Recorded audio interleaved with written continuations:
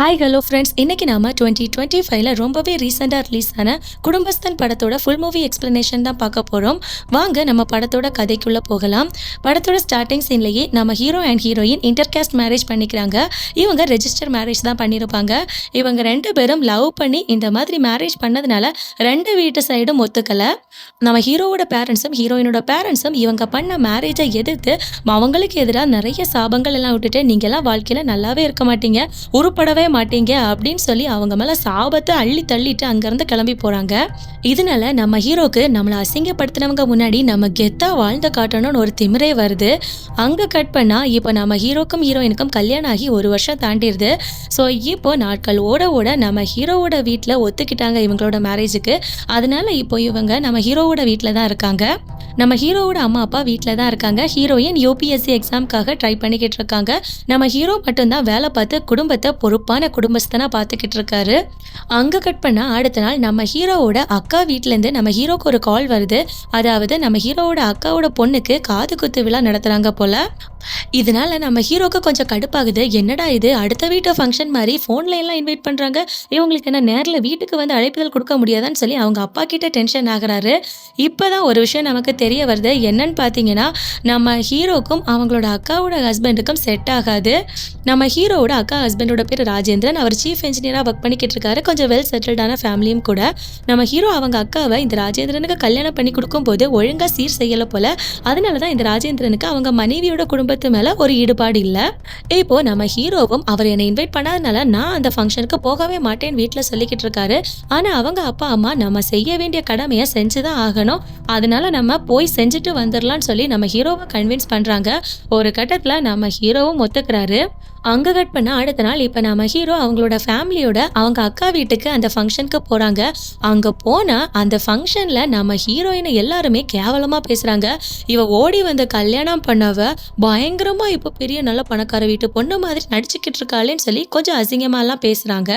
ஆனால் இந்த மாதிரி பேசுகிறதெல்லாம் நம்ம ஹீரோயினுக்கு கேட்டோம். அவங்க இதெல்லாம் ஒரு பெரிய விஷயமா எடுத்துக்காம நம்ம ஒழுங்காக இந்த ஃபங்க்ஷனை அட்டன் பண்ணிட்டு போகணும்னு சொல்லி கொஞ்சம் பொறுமையாகவே இருக்காங்க. அதே சமயம் அந்த ராஜேந்திரன் இருக்கார்லையே, அவர் அவங்களோட பொண்ணுக்கு தாய்மாமன் சீர் என்ன பண்ண போறான்னு சொல்லி மிகுந்த எதிர்பார்ப்புல தான் இருக்காரு. அதே சமயம் அவங்க அக்காவும் தம்பி என்னடா சீர் பண்ண போறான்னு சொல்லிட்டு ரொம்ப எதிர்பார்ப்புல இருக்காங்க. இப்போ நம்ம ஹீரோ அவங்க அக்கா பொண்ணுக்கு சீர் செய்யறாரு. இதை பார்த்த ராஜேந்திரனுக்கு பயங்கரமா ஷாக் ஆகுது.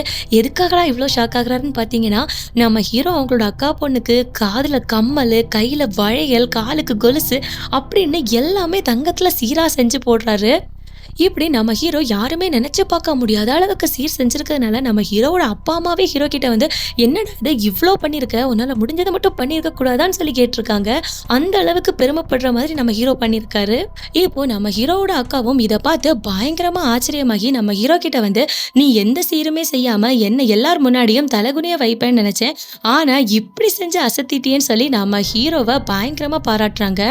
இருந்தாலும் நம்ம ஹீரோக்கு நம்ம ஹீரோவோட அக்கா புருஷன் நேரில் வீட்டுக்கு வந்து அழைப்புதல் கொடுக்காதனால ஒருவித கோபம் இருந்துகிட்டே தான் இருக்கு. அதனாலவே அந்த காதணி விழாவில் அவங்க போட்டு சாப்பாடை சாப்பிடாம அங்கேருந்து கிளம்பி வீட்டுக்கு வந்துடுறாரு. ஆனால் நம்ம ஹீரோயின் மட்டும் அங்கேருந்து சாப்பிட்டுட்டு வராங்க. வீட்டுக்கு வந்ததும் நம்ம ஹீரோ ஹீரோயின் கிட்ட, அவன் நம்மளை நேரில் வந்து கூட இன்வைட் பண்ணலை, ஆனால் நீ அவன் வீட்டில் போட்ட சாப்பாடை போய் சாப்பிட்டுக்கிட்டு இருக்கேன்னு சொல்லி கேட்குறாங்க. அந்த நேரத்தில் நம்ம ஹீரோயின் ஹீரோக்கு ஒரு சூப்பரான ஷாக்கை கொடுக்குறாங்க. என்னன்னு பார்த்தீங்கன்னா, நீ சாப்பிடாம போன பரவாயில்ல, நானும் சாப்பிடாம இருந்தா உனக்கு ஓகே தான், ஆனா உன் புள்ள சாப்பிடாம இருந்தா உனக்கு ஓகேவான்னு சொல்லி கேட்குறாங்க. அப்போதான் நம்ம ஹீரோயின் கன்சீவா இருக்கிறாங்க விஷயமே நம்ம ஹீரோக்கே தெரிய வருது. இதை கேட்டு நம்ம ஹீரோவும் பயங்கரமா சந்தோஷப்படுறாரு. அங்க கட் பண்ண அடுத்த நாள் நம்ம ஹீரோ வழக்கம் போல வேலைக்கு போறாரு. நம்ம ஹீரோ இந்த வெட்டிங் இன்விடேஷன்ஸ் எல்லாம் கிரியேட் பண்றது, லோகோஸ் எல்லாம் ரெடி பண்றது, இந்த மாதிரியான ஒரு டிசைனர் ஒர்க்கை தான் பார்த்துக்கிட்டு இருக்காரு. அப்படி இருக்கும்போது ஒரு ஜுவல்லரி ஷாப்போட ஓனர் அவங்க கடையை அட்வர்டைஸ்மெண்ட் பண்றதுக்காக ஒரு டிசைனர் ரெடி பண்ணி தர சொல்லி நம்ம ஹீரோ கிட்ட காண்டாக்ட் பண்ணியிருக்காங்க. ஸோ இப்போ நம்ம ஹீரோவும் அவங்க கேட்ட மாதிரியே டிசைனர் ரெடி பண்ணி கொடுத்துட்டாரு. அதுக்கப்புறமா அதை ஊருக்குள்ள அட்வர்டைஸ் பண்றதுக்காக கொஞ்சம் பேரை வச்சு அந்த மாதிரி வேலைகளை பண்ணிக்கிட்டு இருக்காங்க. அந்த ஆட்கள் யாருன்னு பார்த்தீங்கன்னா நம்ம ஹீரோவோட க்ளோஸ் ஃப்ரெண்ட்ஸ் தான். ஆனால் நம்ம ஹீரோவோட ஃப்ரெண்டுக்கு அந்த வேலை சுத்தமாக பிடிக்கல. ஆனால் அது எல்லாத்தையுமே அந்த கிளைண்ட்டு அப்பப்போ நோட் பண்ணிக்கிட்டே தான் இருக்காரு. அதாவது இவங்க அவங்களோட வண்டியை எங்கெல்லாம் கொண்டு போகிறாங்க அட்வர்டைஸ்மெண்ட்காகன்னு சொல்லி ஒவ்வொரு இடமா போகும்போதும் இந்த கிளைண்ட் செக் பண்ணிக்கிட்டு தான் இருக்காரு. அது மட்டும் இல்லாமல் நம்ம ஹீரோ ஹீரோட ஃப்ரெண்டுக்கு தான் இந்த வேலை சுத்தமா பிடிக்காதனால அவரு இந்த அட்வர்டைஸ்மெண்ட்டுக்காக கொடுத்து விடுற வண்டியை எங்கேயாச்சும் ஓரமா கொண்டு போய் நிப்பாட்டி ஏதாச்சும் சாப்பிடுறது, டீ குடிக்கிறது, இந்த மாதிரி ஒரு நேரப்போக்குக்காக தான் வேலை பார்த்துக்கிட்டு இருக்காரு. இவர் இப்படி பண்ணிக்கிட்டு இருக்கிறத ஒரு நாள் நம்ம ஹீரோ நேர்ல பார்த்துட்டு, டேய் என்னடா நீ பண்ணிக்கிட்டு இருக்க, அந்த கிளைண்ட் இதை பார்த்தாம்னா நம்மளோட மொத்த ப்ராஜெக்ட்டுமே கேன்சல் பண்ணிடுவான், அவன் இன்னும் ப்ராஜெக்ட்டுக்காக கொஞ்சம் கூட காசு கொடுக்காம இருக்கான், நீ ஏன்டா இந்த மாதிரி பண்ணிக்கிட்டு இருக்கன்னு சொல்லி திட்டுறாரு. அந்த நேரத்துல அந்த கிளைண்ட் அந்த இடத்துக்கு வந்துடுறாரு. இவன் பண்ண எல்லா விஷயத்தையும் நோட் பண்ணியிருப்பாரு போல. ஸோ அதனால அங்க வந்து, டே உங்களுக்கு சம்பளம் கொடுக்கறது நானு, ஆனா நீங்க வண்டியை கண்ட கண்ட இடத்துல எல்லாம் நிறுத்தி விட்டுட்டு டீ குடிச்சு சாப்பிட்டுக்கிட்டு இருக்கீங்களான்னு சொல்லி கேவலமா திட்டுறாரு. இவரு நம்ம ஹீரோவோட ஃப்ரெண்டை பேசினது நம்ம ஹீரோக்கு சுத்தமா பிடிக்கல. ஸோ அதனால நம்ம ஹீரோ கோவப்பட்டு அவரோட கிளைண்ட்டையே அடிக்கிறாரு. கிளைண்ட் சும்மா விடுவாரா? அவர் என்ன பண்ணார்னா நம்ம ஹீரோவோட ஓனருக்கே கால் பண்ணி நடந்த எல்லா விஷயத்தையும் சொல்றாரு. இப்ப நம்ம ஹீரோவோட ஓனரும் இவங்க கிட்ட சமாதானம் பேசுறாரு. இப்ப நம்ம ஹீரோ கிட்ட ஒரே ஒரு கண்டிஷன் தான் சொல்றாரு, அதாவது கிளைண்ட் கிட்ட மன்னிப்பு கேளு அப்படின்னு. ஆனா நம்ம ஹீரோ ரொம்ப ஸ்ட்ராங்கா இருக்காரு. என்னால மன்னிப்புலாம் கேட்க முடியாது, அவர் என்னோட ஃப்ரெண்டை கேவலமா திட்டினாரு, அதனால தான் நான் அடிச்சேன், நான் ஸ்ட்ராங்கா தான் இருக்கேன், நான் மன்னிப்பு கேட்க மாட்டேன்னு சொல்றாரு. ஒரு வழியா நம்ம ஹீரோவோட ஓனரும் ஹீரோவை கன்வின்ஸ் பண்ணி மன்னிப்பு கேட்க வைக்கிறாரு. நம்ம ஹீரோவும் மன்னிப்பு கேட்கறதுக்காக ஒத்துக்கிறாரு. ஆனா இப்ப நம்ம ஹீரோ அந்த கிளைண்ட்டுக்கு ஒரு கண்டிஷன் போடுறாரு, உங்ககிட்ட நான் மன்னிப்பு கேட்கணும்னா நீங்க என்னோட ஃப்ரெண்டு கிட்ட மன்னிப்பு கேட்கணும்னு சொல்றாரு. ஆனா அந்த கிளைண்ட் அதெல்லாம் முடியாதுன்னு சொல்றாரு. அப்படி மாறி மாறி வாக்குவாதம் வந்ததுல திரும்பவும் நம்ம ஹீரோ அவங்களோட கிளைண்ட் பலார்னு ஒரு அறையிறாரு. உடனே நம்ம ஹீரோவோட ஓனர் ஹீரோவை அறையிறாரு. இதெல்லாம் பார்த்துட்டு இருந்த நம்ம ஹீரோவோட ஃப்ரெண்டு பொறுத்துக்க முடியாம நம்ம ஹீரோவோட ஓனரே அடிக்கிறாரு. இதனால ஓனர் நம்ம ஹீரோவை வேலையை விட்டே தூக்கிடுறாரு. நம்ம ஹீரோவும் ரொம்பவே ஃபீல் பண்றாரு. என்னடா இது, வேலை போயிருச்சு, எல்லாம் ஒன்னாலதான் அப்படின்னு சொல்லி நம்ம ஹீரோ அவரோட ஃப்ரெண்டை திட்டுறாரு. இப்ப நம்ம ஹீரோக்கு வேலை போயிருச்சு, ஆனா வீட்டுல இருக்க யாருக்குமே அது தெரியாது. அவரு எப்பவும் போல வீட்டுக்கு போறாரு. வீட்டுல இருக்கவங்களும் எனக்கு இது வேணும் அது வேணும்னு ஒவ்வொரு ரூல்ஸா போடுறாங்க. அதாவது நம்ம ஹீரோவோட அம்மா எங்கேயோ ஆன்மீக பயணம் போறாங்க போல, அதுக்கு காசு வேணும்னு கேக்குறாங்க. நம்ம ஹீரோவோட அப்பாவும் வீடு பழசாயிருச்சுடா, அதனால வீடை திரும்ப நம்ம ரினோவேட் பண்ணணும்னு சொல்லி அதுக்கு காசு சொல்றாரு. அது மட்டும் இல்லாம நம்ம ஹீரோவோட மனைவி யூபிஎஸ்சி படிச்சுக்கிட்டு இருக்காங்க இல்லையா, அவங்க எனக்கு ஒரு லேப்டாப் வாங்கி தாங்கன்னு சொல்லி அவங்க பாட்டுக்கு கேட்குறாங்க. இப்படி ஒவ்வொருத்தங்களும் அவங்களுக்கு தேவையான விஷயங்கள் எல்லாத்தையுமே கேட்குறாங்க. ஆனா நம்ம ஹீரோ கிட்ட இப்ப வேலையே இல்லைங்கிற விஷயம் இவங்களுக்கு தெரியாது. இருந்தாலும் நம்ம ஹீரோ அவங்க கிட்ட எதுவுமே சொல்லாம எல்லாமே நான் பண்ணி தரேன்னு சொல்லி பொறுமையா இருக்காரு. இப்ப நாட்கள் போக போக நம்ம ஹீரோக்கு வேலை கிடைக்க மாட்டேங்குது. ஒவ்வொரு இடத்துலயா வேலைக்கு ஏறி இறங்குறாரு, யாருமே வேலை கொடுக்க மாட்டேங்கிறாங்க. நம்ம ஹீரோவோட கையில இருந்த காசும் செலவாயிருச்சு. அவர் இப்ப ஃபேமிலியை வேற ரன் பண்ணி ஆகணும். அதுக்கு கையில காசு இல்லாதனால வட்டிக்கு பணம் வாங்குறாரு. ஒவ்வொரு இடத்துலயா வட்டிக்கு பணம் வாங்கி வாங்கி தான் அவரு குடும்ப செலவுகள் எல்லாமே நடத்திக்கிட்டு இருக்காரு. அப்படி இருக்கும்போது ஒரு நாள் நம்ம ஹீரோவோட அப்பாவும் அம்மாவும் அவங்களுக்கு 60ஆம் கல்யாணம் பண்ணணும்னு சொல்லி ஜோசியக்காரர் சொல்லியிருக்காரு. அதுவும் வர்ற வெள்ளிக்கிழமையே பண்ணணும்னு சொல்லியிருக்காங்க. அதனால எப்படியாச்சும் அதை பண்ணணும்னு சொல்லும் போது நம்ம ஹீரோவும் அவன் இருக்க பிரச்சனை இல்லை, இவங்களுக்கு இது ஒரு பிரச்சனை வேறன்னு சொல்லி நினைச்சுக்கிறாரு.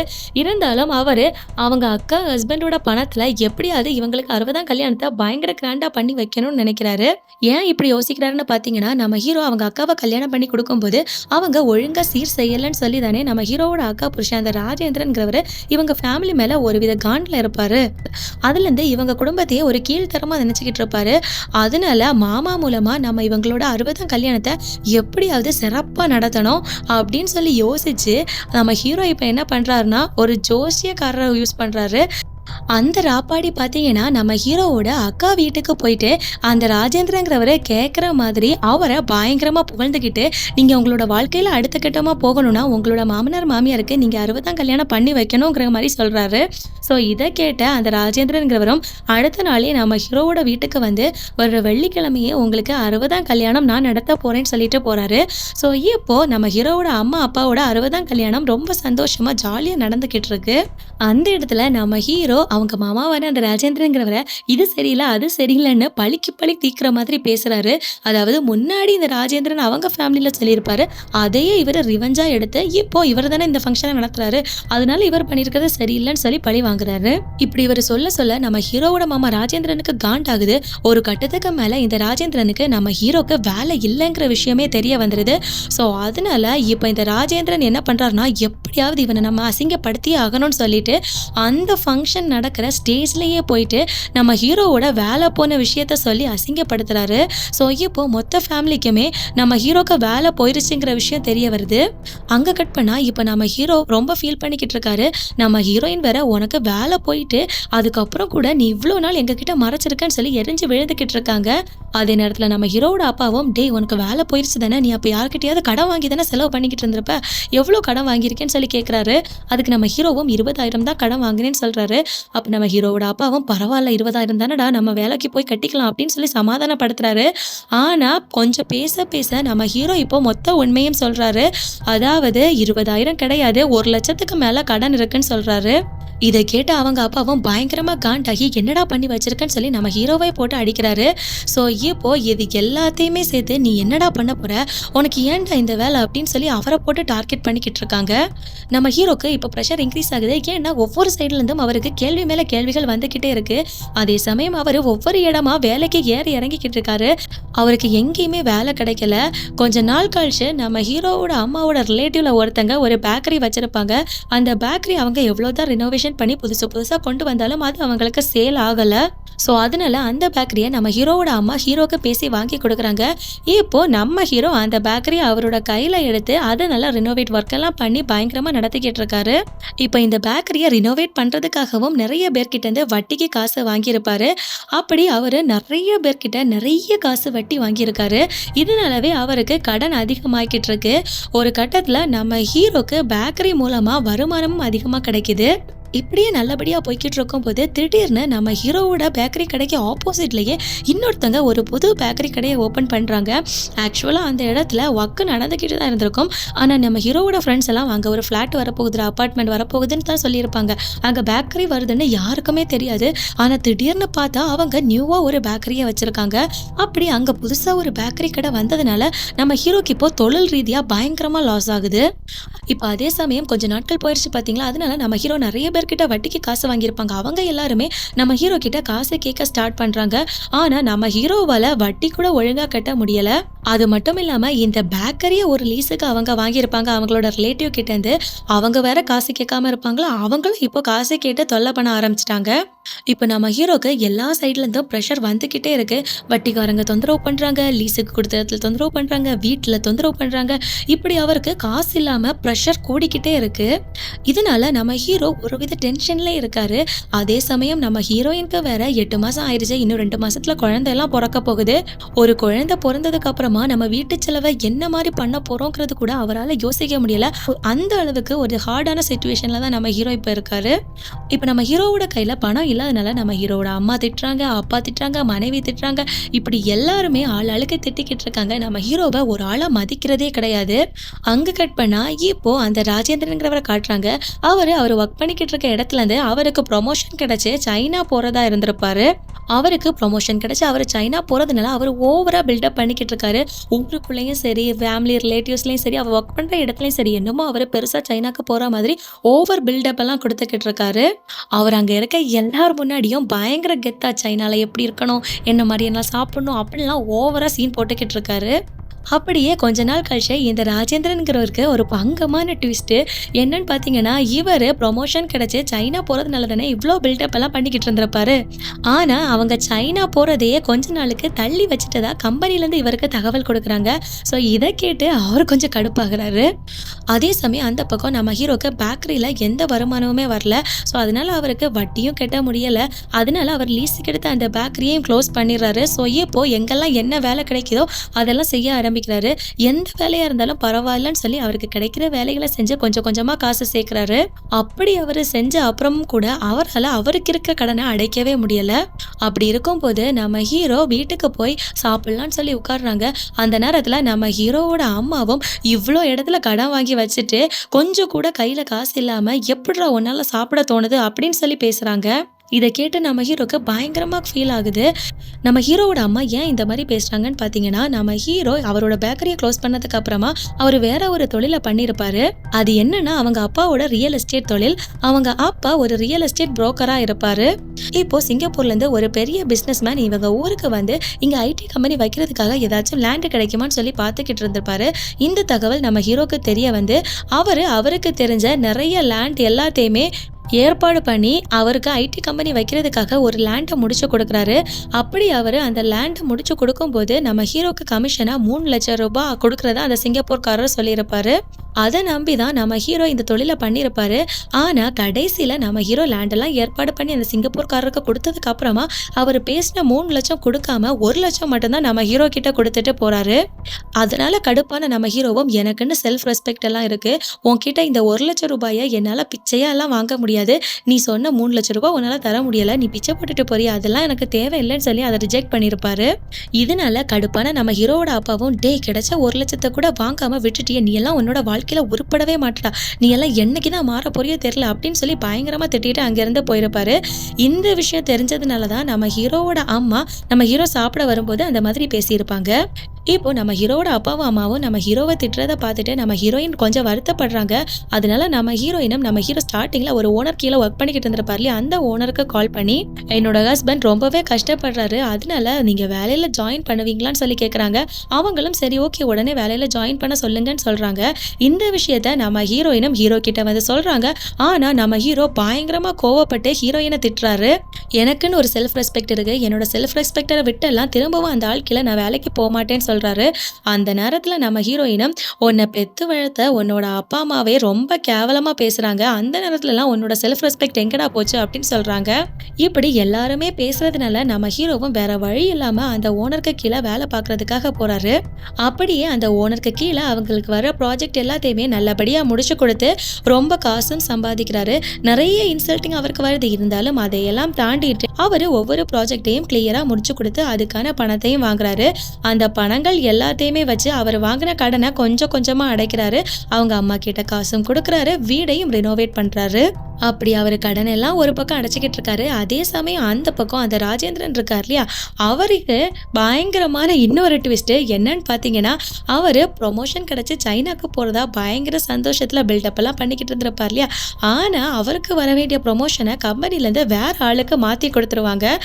அது தெரிஞ்ச இந்த ராஜேந்திரன் பயங்கரமா கடுப்பாகி அந்த கம்பெனிக்கு போயிட்டு, நான் இவ்வளோ நாளா இவ்வளோ கஷ்டப்பட்டிருக்கேன், ஆனா எனக்கு அந்த ப்ரொமோஷனை தராம நீங்க அவனுக்கு கொடுத்துட்டீங்களே அப்படின்னு சொல்லி பயங்கரமா அங்க சண்டை போட்டுட்டு அந்த கம்பெனிலேருந்தே வெளியே வந்துடுறாரு. அதுக்கப்புறமா இந்த ராஜேந்திரனும் மனசு மாறி நம்ம ஹீரோ கிட்ட எல்லாம் பேச வராரு. ஆனா நம்ம ஹீரோ அவர்கிட்ட ஒழுங்கா பேசல. நம்ம ஹீரோ என்ன சொல்றாருன்னா, பணத்துக்காக தான் இங்க எல்லாருமே இருக்காங்க, பணம் இல்லாதப்பதான் நான் யாருன்னு எனக்கே தெரிய வந்தது, நான் பணம் இல்லாம இருக்கும் போதே என்கிட்ட எல்லாரும் எப்படி பழகுனீங்கன்னு எனக்கு நல்லாவே தெரியும், என்னோட பொண்டாட்டி என்னோட அம்மா அப்பா கூட மதிக்கல என்ன, அதனால பணம் இருந்தாதான் எல்லாருமே அன்பாவும் பாசமாவும் நம்மளை மதிப்பாங்க, பணம் இல்லைன்னா நம்மள யாரும் மதிக்க கூட மாட்டாங்க, அதனால பணம் எங்க இருக்கோ அந்த பக்கமாவே நான் போய்கிட்டு இருக்கேன்னு சொல்றாரு. இதை கேட்ட ராஜேந்திரனும் நம்ம ஹீரோக்கு இப்போ ஒரு அட்வைஸ் பண்றாரு. ஆக்சுவலா ராஜேந்திரன் இப்படிதான் இருந்திருப்பாரு, ஆனா அவர் நம்ம ஹீரோ கிட்ட நீ போறது தாண்டா சரியான பாதை, இந்த மாதிரி வழி தவறி போகாதன்னு சொல்றாரு. அது மட்டும் இல்லாமல் இப்போ நம்ம ஹீரோ ஊரை விட்டு ஃபாரின் போகிறதா டிசைட் பண்ணி நமக்கு பிறக்க போகிற குழந்தையாவது நம்ம ஒழுங்காக வளர்க்கணும், பிறந்து வர குழந்தையாவது நம்மளை கேள்வி கேட்காத மாதிரி நம்ம அவங்கள வளர்க்கணும்னு சொல்லி ஃபாரின் போகிறதுக்கு டிசைட் பண்ணுறாரு. அப்படி இருக்கும்போது நம்ம ஹீரோயினுக்கு இப்போ பிரசவ வலி வந்துடுது. அந்த நேரத்தில் நம்ம ஹீரோவும் ஹீரோயினை ஹாஸ்பிட்டலுக்கு கொண்டு போகிறாரு. அங்கே அட்மிட் பண்ணுறாங்க. அவங்களுக்கு குழந்தையும் பிறக்குது, அழகான ஒரு பெண் குழந்தை. அந்த அழகான பொன் குழந்தைய பார்த்ததுக்கு அப்புறமா நம்ம ஹீரோ ஃபாரினுக்கு போகணும்னு எடுத்த அந்த டிசிஷனை அப்படியே கைவிட்டுறாரு. அந்த நேரத்தில் ராஜேந்திரனுங்கிறவர் நம்ம ஹீரோ கிட்ட வந்து நான் தோத்து போயிட்டேன் அப்படின்னு சொல்கிறாரு. இதை கேட்டு நம்ம ஹீரோ பயங்கரமாக ஷாக் ஆகுறாரு. அப்போ அந்த ராஜேந்திரனும் இங்கே ஜெயிச்சவங்க எல்லாருமே ஆல்ரெடி தோத்து போனவங்க, அதாவது அவங்க எல்லாரும் ஜெயிக்கிறதுக்கு முன்னாடி தோல்வியை சந்திச்சுட்டு தான் வந்திருப்பாங்க, என்னை பொறுத்த வரைக்கும் நீ மட்டும்தான் ஜெயிச்சிருக்க, நீ தாண்டா உண்மையான குடும்பஸ்தன் அப்படின்னு சொல்லிட்டு நம்ம ஹீரோவை பயங்கரமாக பாராட்டி பேசுகிறாரு. ஸோ இப்போ நம்ம ஹீரோ அவங்களோட மனைவி அழகான பெண் குழந்தை கூட அவங்க ஒரு குடும்பஸ்தனாவே மாறிட்டாரு. அது மட்டும் இல்லாம நம்ம ஹீரோவை த ரியல் ஹீரோன்னு ஒரு டைட்டில் போட்டு காட்டி அதோட இந்த படத்தையும் முடிக்கிறாங்க. இந்த படம் எப்படி இருந்துச்சுன்னு மறக்காம கமெண்ட் செக்ஷன்ல கமெண்ட் பண்ணுங்க. மேலும் வேற ஒரு இன்ட்ரெஸ்டிங்கான மூவில உங்களை சந்திக்கிறேன். தேங்க்யூ, பாய்.